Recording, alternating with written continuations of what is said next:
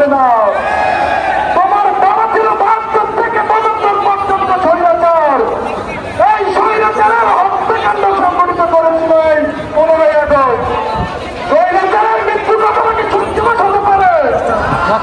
হাসিনার মৃত্যু কতটা সত্যি হতে পারবে?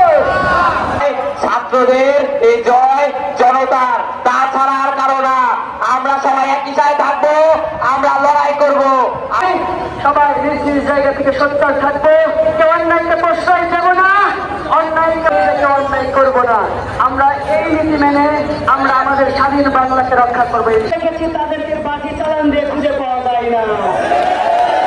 আমরা ছাত্র জনতা দেখিয়ে দিয়েছি, আমরা যদি মাঠে নামি প্রত্যেকটা জায়গায় আমরা আমাদের যে নিজস্ব অধিকার, সেটা আমরা অধিকার রক্ষার জন্য আমরা সোচ্চার রয়েছি।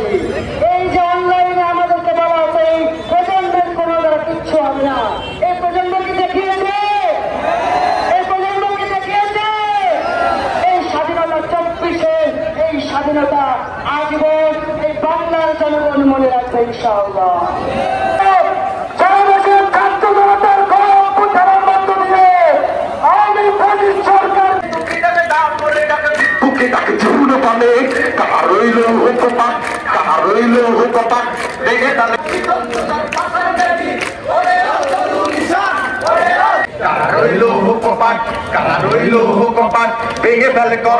সংগঠনের নয়, কোন অপশক্তির নয়, কোন স্বাধীনতা বিরোধী দলের নয়।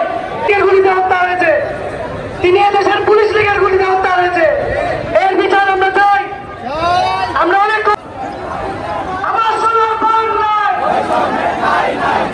সবাইকে ধন্যবাদ জানিয়ে আমি আমার বক্তব্য শেষ করছি। ধন্যবাদ সবাইকে। লড়াই লড়াই